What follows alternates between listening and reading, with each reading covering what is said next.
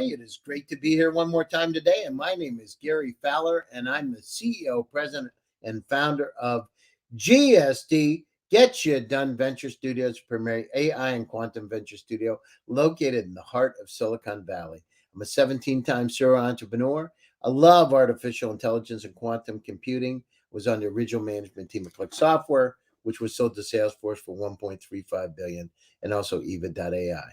So with that, I have an incredible guest and a good friend, Irina Litchfield. She's a strategic leader, an investor. She gets shit done. We love that. She's got 20 years worth of experience in financial technology, a decade in crypto, and half a decade in space. So we're going to talk about her background and all the incredible things that the crypto superwoman does. Thank Hi, you, Irina. Gary. Hi. It's such a pleasure to be back. Yeah. I've been waiting for the invitation. So I got a question for you. So you grew up in Stavropol, right? You went Yeah. to Queensland University. But how in the world did you start the Stavropol Modeling Agency? Well, I was actually there was a first modeling agency that opened, and I went as I System went manager, right? yeah, and it was in Caucasus, whatever, and the modeling wasn't even something that happened before because it was the whole world changed when the rule changed, and so all these new things. So I was 14 years old, and I went to modeling school, and before it, I was like a super tomboy. I was in charge of boys, like boys feared me type of a tomboy.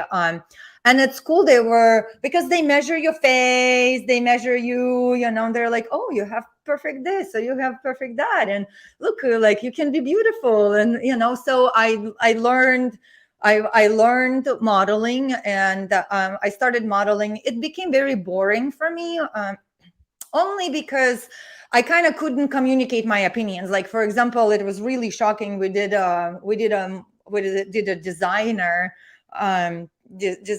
whatever thing, and they were designing clothes for us on us, and I like mentioned my opinions, and I got in trouble because you're supposed to not say anything. You can't have opinion. It's a creative project, and you're just you just kind of can't have an input. And I'm just a very high input woman. Okay, always being a high input person. So it became a little boring for me, just kind of sitting there, constantly hair and pins, and just walking around looking beautiful was nice. But I got fascinated by kind of this mind shift of like, wow, you like, people go in, young women come in, and I was a very young woman myself. I mean, I was almost 16 at that 15 to 16 at that point. And I thought, well, it's interesting that you can provide tools, and these tools can change a whole perspective. And these beautiful women come in, and then they don't know that they're beautiful, and they don't know how to express it. And just by showing them how to walk on the heels, and showing them how do the hair, principles of makeup, just like a basic things of feminine presentation, they see themselves. And now I realize that I was the first use case, because I never even thought about appearances and stuff. And then we'd need to walk for miles and miles in circles and high heels, so all those things. And so I became those high heels, mine. Irina. Yeah. So Hard yeah. walking in them. It's well, I mean, Gary, we've always been only online, so you've never seen me walk on my high heels. It's just something. It's just something you do, and I have a lot of high heels. I love all my high heels. Though it's interesting, as I'm getting older, my bandwidth of how long and for what I'm willing to put on my high heels represents a lot. And are they hard to walk in? Well, pain is an objective, it's they're not hard to walk in. It just becomes painful, even when you say they're as comfortable as the slippers. It means that it's the period of when the pain begins. What the It's interesting. People think about wardrobe and appearances as like this, just an appearance type of a thing of what is it, like a vanity or something. But to me, I think it's important because how we look and how do we present ourselves matters so much in how the world communicates and sees, and not just sees you, but what you are out there to do. And to me, when it's professional matter, it matters because I'm investing time and effort in communicating that I'm here and I'm present, and it's an investment on time. And then also, of course, it's amazing to just look fabulous. You always look fabulous. Come on. Thank you. Thank you. So what you did that, and then what did you from 99 to 2003? Were you in university or before you went to Poker Attainment? Oh, yeah. So I came to Amarillo, Texas, and What made I'm you a decide to Catholic. do that? Yeah, my mom panicked and sent me away in the first available program because there was a terrorist attack. So, and she panicked and found one that was available and sent me away. I was among in high school, whatever age it is when you are 15 years old. I was already 17, so that was fun. And Russia at that time, I was already in university, but here I came in, and then You were in university in Russia and you came to high school? yeah. Oh my And God. like not How even was not the top, like not the whatever 12th grade. So I think it was like the highest grade, and then it was the that? middle grade, and then I was on that bottom one when you just start the high 10th school. grade. So you went from college to 10th grade? Oh my God. Did you get good grades or what? I don't even know. It was a Catholic school, so they had a lot of foreign exchange students. Yeah, but I your grades I actually. don't know. You're also learning English for the most part, So yeah, I don't know. I couldn't tell you about the grades. I'm sure they were good. I seem to be pretty good about the matrix. Now, how many years did you go to school there? 10 months. It was a 10 months program. Oh, Yeah. really? So I went back. Yeah, I went back to Russia while I was in Amarillo, Texas. We went on with a group for Austin, Texas to visit. And so I kind of saw like more representation of like of a bigger community. Amarillo, Texas had its own charm, but for me, kind of we got to go to Austin Music Hall and explore. And so I was like, I like it here. And so I went to Russia, and then I came right back to the Woodlands. It was Montgomery Community School. I went for a program in Montgomery Community School. Oh, no kidding. So you went to community college. Yeah, yeah. Well, it's whatever is available. That was available was the program. Oh, that's great. And how many years were you there? Just 10 months. So you did that 10 months and you go back to Russia again? No, I stayed in America. One of the things that kind of when I came back the second time, I really got involved in American culture, meaning like I was around my peers, and it was really wonderful to see that my friends were they were like waiting tables and were happy. They had like roommates and lived on their own, and they could go to school. But then like when they waited tables or whatever they were working, they were like not treated like lesser so people, and in many countries it is the hierarchy is to where like the boss is the whatever, and certain jobs are just looked at as where you never can get out from under that. And it was clear that I understood what American dream means, that like you can do anything, you really can, and opportunities there. And as long as you have grit and you believe and you take the steps, even if you don't know how, you can get to it. And all the way on your journey, there's not people that are just treat you because you're less than them, that you're garbage, and again, in a lot of countries. So I really like that. And also I really love that this part. Okay, so in Caucasus, it's very conservative, especially conservative. Georgia, Armenia, Ingushetia, Chechnya, Yeah. all of those old traditions surrounded where I'm from on the Russian side. Um, the culture was very macho, like guys get together and they hang out and they forget about women, and then just kind of guys, and then it's guys that have to make a decision.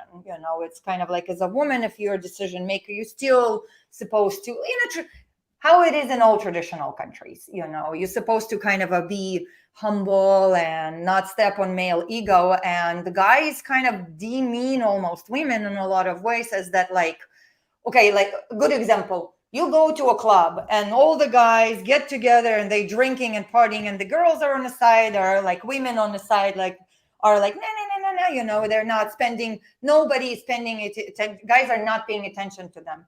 You go to a bar in America, guys coming together, they right away go and they pay attention to women. And that's like the relationship bio foundation in America that I liked, is that it's all about women in America. Guys are kind of like treated as a supportive infrastructure almost, not just in the dating world, but also in the family values, and it is good to be a good dad. It's good to be like, not just cool, but you're cool if you're a good dad. You're super cool if you're faithful. You're super awesome if your like wife has a super career and you even will cook a dinner and make the dishes. It's like you're the good all American, like supportive man.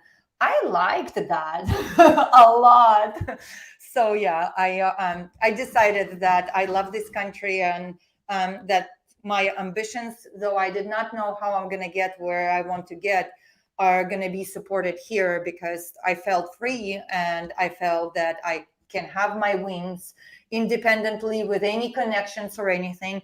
And then I really liked the way American guys treated me, and treated my female friends. And Was it different than in Russia?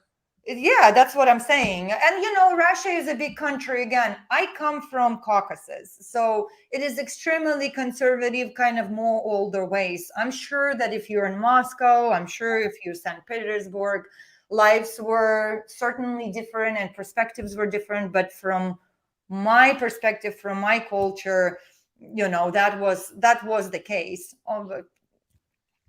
No, I know. I was down in Dagestan. I spent time in the Caucasus, and I've seen the differences. I mean, I used to hear stories. A girl told me that sometimes they would kidnap the girls down there, and I didn't know if she was telling me a story or not. Oh yeah. I mean, I grew up having to consider whether I should be worried about getting kidnapped, or And they would whether. kidnap you and get you married, right? It would be one. They would take you to their house, and she told me the story. Well, I didn't. that's a deep Caucasus, right? So that's within, because I come from Stavropol, which is the capital of Stavropol State, and Stavropol State is kind of a peninsula in the Caucasus, right? So each country. So, for example, Armenia, they have their specific culture, their cuisine, the different national outfits and all of that. But so does Georgia, so does Ingushetia, all of those little regions that are, I don't know, some of them are separate countries now, right? They had their own flavor, if you would, of how did they do things. But yeah, so like I mean, even just a tradition that's used now for fun. It's not real. Though I'm sure, like somewhere deep in the mountains, it's still. So they kidnap you for fun? So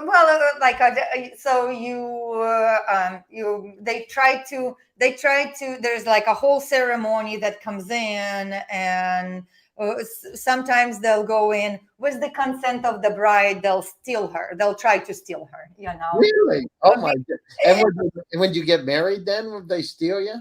Well, I think that because then if you steal her, you don't have to like do certain things. So like, for example, like part of the Caucasian, not all, some, from Stavropol, for example, from the weddings that I've been to, you as you are male going to your bride, you have to buy your way in because people will stop you and not let you in. So you have to bargain and bring presents into your wedding. Pay money to get to your bride. You have to pay money to get to your bride? Yeah, it's a whole ceremony. It's like a ceremony, and the money goes to the bride and the groom, right? So who pays? The side of the groom arrives to marry the bride, and they go through that. And so there's a way to bypass it. You can send the spy in and steal a shoe of the bride, and if you can bring the shoe of the bride, then you don't have to you just go in, and then the ceremony wedding begins. The wedding is 3 days. It's a 3-day process. Yeah. Wow, that must be a great party. Yeah, most amazing parties. Yeah, getting married in Caucasus is definitely an adventure, and very taken serious. And when I was in Russia, I went to a wedding, and there were lots of fights. I'd never seen anything like that in my life. I don't know what it's like in Moscow, right? I don't know what it's like in the Caucasus, but it was like the weirdest thing. They would get drunked up and would start kissing each other and fighting, and then kissing again, and all guys, right? Like in my life, and women are on the side are like, why is that anyhow? I think it's just a culture, they kiss each other, then they start wrestling, then they start fighting, and then they're probably that's what happens when you saturated with the testosterone. If you take too much testosterone and you throw different holders of testosterone, and then they constantly are, and then you probably throw a lot of alcohol at it, because Russians can drink, I don't know if they can drink as much as Koreans, because when I went to visit Seoul, oh my gosh, that was a different level of the competition. But I'm sure they can all stand the competition between last standing. But probably when you throw all of that, that's a natural. Boys when they're young, they interact. Girls interact differently. They won't just take themselves and throw themselves off the couch. For the general part, there's difference, but overall, if you're parenting male species, you definitely kind of deal with their growing body wanting to have be physical, right? Doesn't mean aggressive. And so if that's over cultivated by culture and pushed over that generation, it's probably normal to punch each other. And then what happens if you punch each other a little hard, then another person, and then it's kissing and forgiving. And then I never seen anything like it. Guys rip shirts and they're kissing each other. The male camaraderie in Russia is very deep, Mm-hmm. Probably because so many wars, think about Russian history. It's just been from one war to another, from one change to another, from another one stress to another, and throwing into a pile time after time after time. So Russian people do live through different coping mechanisms. That one is probably one of them. Party is over the top. All right, so you came over to the States. You got involved in a lot of different companies, from Blocks Live to Madwork Network, Equa. But how did you get into blockchain and Bitcoin, and then how did you get into space? Like they're like two separate deals. What made you decide to get into Bitcoin? Are you still in Bitcoin and following crypto like you were because you were Well, really? I am a crypto superwoman, and and I'm known for that probably because of my thought leadership. And I know a lot of people use that word, but it is my thought leadership. I've been, for the most part, I've been in the industry involved in that aspect, right? So kind of seeing the seeing the benefits of technologies and expanding the mindsets, and being responsible and responsive and speaking up around the world about that. So that still remains my role, of course. I'd say that while there's the self identity, how you see yourself and then how others see you.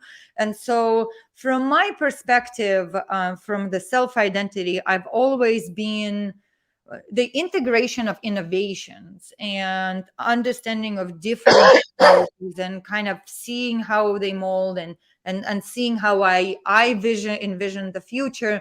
That's kind of how I self-identify. And so while while crypto seems unrelated to space, it to me is just all one big levels of different innovations we're living through. And so they, in my mind, they relate, and the world is moving to where a lot of innovations finally merging in together.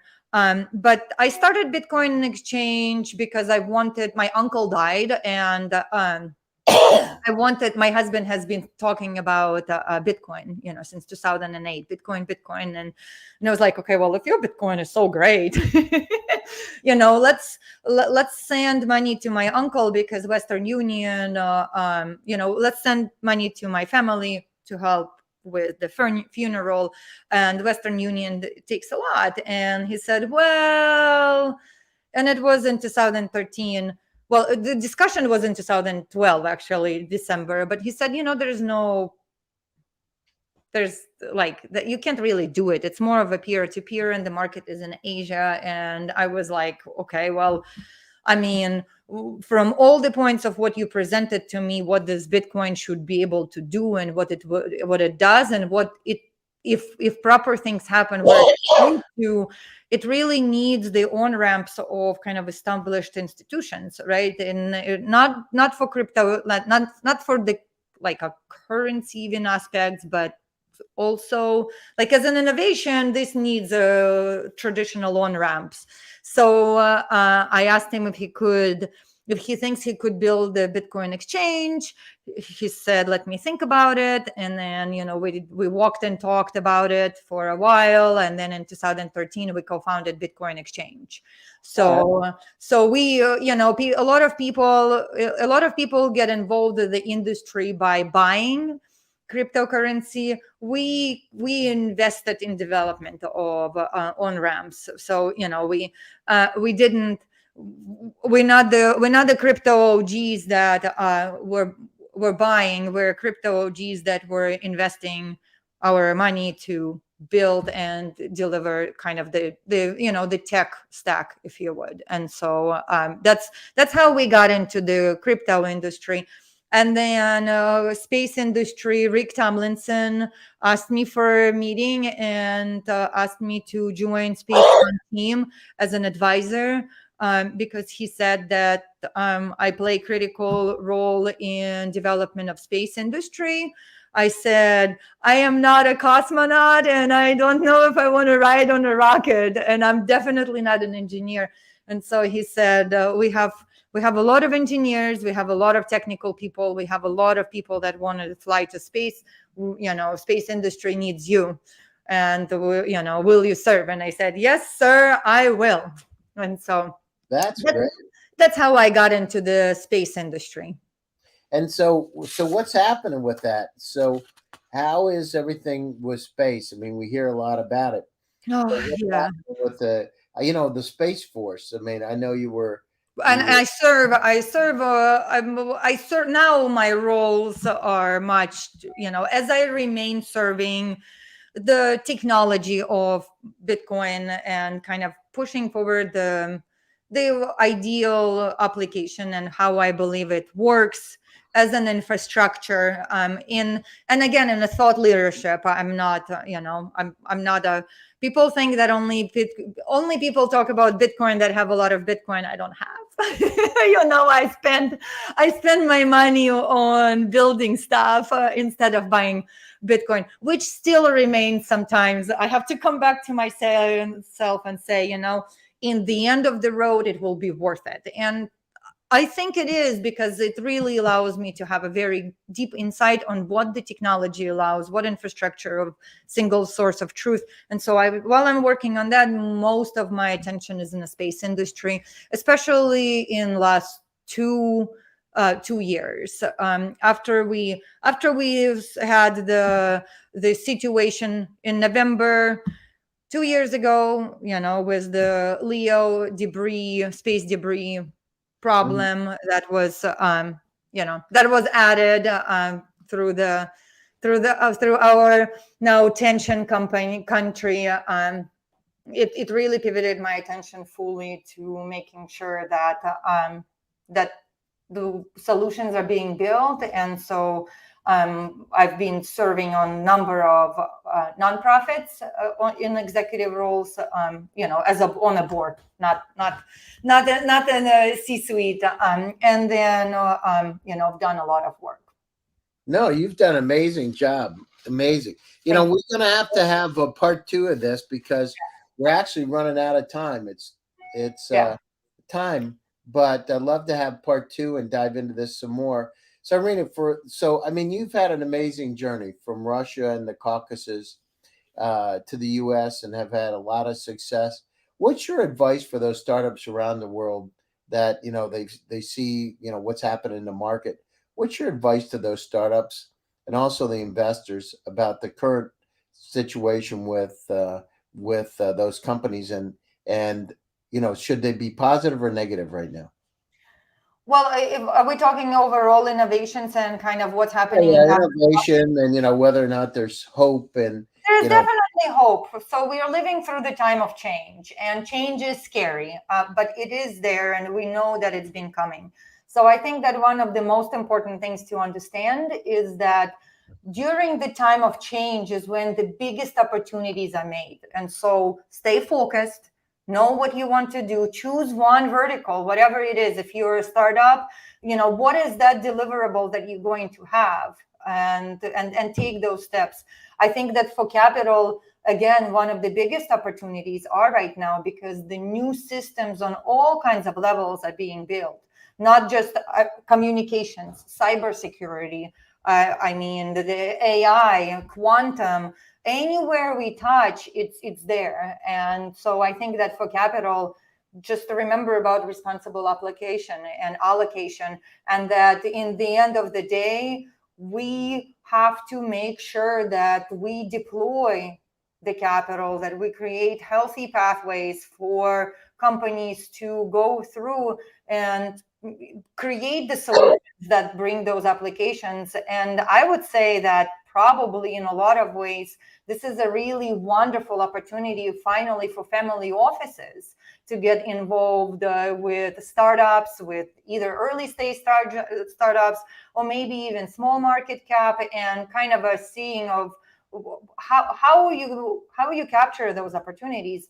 Family offices have amazing advantages as well that they can bring to startups. And so I think that my last thing I would like to kind of leave with is that for startups, don't be scared to working with family offices. It's even if you've been thinking that you're going to go through VC, consider it. And then for VCs, it's okay to collaborate with family offices, and maybe say that encourage them to go and do direct allocation, and participate in maybe newish ways. Nothing is new. We've done it all, but maybe let's go back to a little bit older ways and incorporate some of the strategies that we know that work.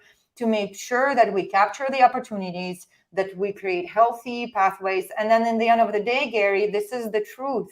We are living right now through war, and it's not a weapons war. A lot of it is innovations war. And so how do we build healthy economy? How do we build healthy institutional on-ramps, off-ramps? How do we kind of empower our entrepreneurs to build the solutions that are required in our near future? I'm not even talking about far away. This is what we need to be focused on. And in the end of the day, we the people represent our country and our allies. We the people represent the freedom, and we don't have to think about politics. We need to think about innovations and what we can do with creating better capital markets, good ecosystem, and building solutions and technologies, because that's what we do. In the end of the day, sure, China has some of the advantages. Sure, they use, our cybersecurity could be better. Let's start thinking about cybersecurity. But in the end of the day, we are the innovators and we are the implementers. And that's what we do. And the reason is because of how we create capital markets. So we need to focus on it. And,